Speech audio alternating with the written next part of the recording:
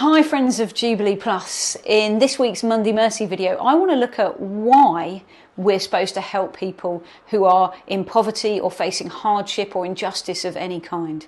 You know, we've talked in the past in these videos from some of the Old Testament passages and some of the New Testament passages about just how God is so merciful, so compassionate, so gracious.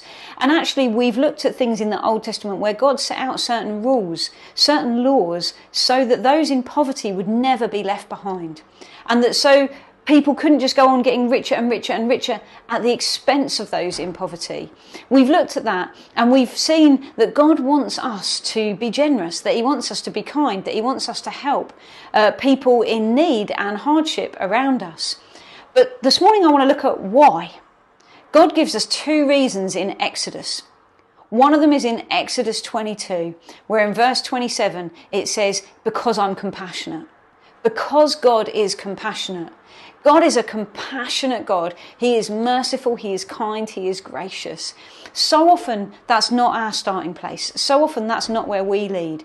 When we see people in hardship, I think often, if we're honest, I do this, we leap to judgment. We want to ask questions. We want to ask, is it their own fault? Or was it something that happened to them? And we make judgments based on that. I had it just last week. I did a load of media interviews about universal credit and the £20 a week uplift that's now been cut. And it was quite shocking to me, some of the text messages that were being sent into the BBC in particular, where people were saying things like, you know, £20 a week's not a big deal. People should just learn to budget better. Well, do you know what? All of us probably need to learn to budget better at some point or other. But when I see people come into food banks, so often they know where every single penny goes. The problem isn't that they don't know how to budget. The problem is their money just doesn't stretch far enough, or they can't get enough work, or they can't work for some reason, or something unexpected's happened.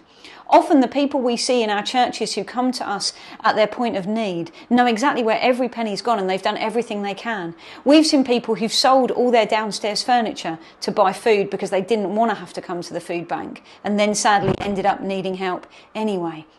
We've seen people who keep the lights off for as long as possible because they're trying to save electricity. They don't do things like boil a kettle. We've seen people come to the food bank who've said, I thank you for the food. I actually don't have any means to cook any of this because I've got no gas or electricity at the moment and I can't afford to top up my meter. People are having to make really, really difficult choices. And we as Christians are called to lead with compassion. Now, of course, we might still ask questions, we might still find out what's going on, but our starting place should always be compassion. And the reason is because God is compassionate. It is based on his character, on who he is. It's not based on the character of the person in front of you or your own character. It's based on the character of God. And the second reason we're given in Exodus, one chapter later in Exodus 23, verse 9, is because we know what it's like to be in need, and we know what it's like to have been shown the compassion of God. Now, you may not have been in economic need, you may not have been in material need, but we are those who have experienced the mercy and compassion that was unmerited, undeserved, that is a total free gift. We've got no claim on it. It's because God is compassionate. He has poured out compassion on us. So we know what it's like to have found ourselves in a mess. That might be spiritually, it might be emotionally, it might be materially, but in any different way, it might be relationally. But we know what it's like. Even if it's only spiritually, we know what it's like to have been in a mess and to have had the compassion and mercy of God poured out on us. And that's the second reason we're given for why we should pour out the compassion and mercy of God on other people. So two reasons we've got this week to be compassionate. One, because God is compassionate.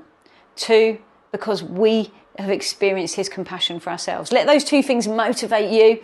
I'm going to let them motivate me as I go into this week with how I treat those around me and how I look to particularly serve those who are facing poverty, injustice, vulnerability, who've been marginalised and oppressed.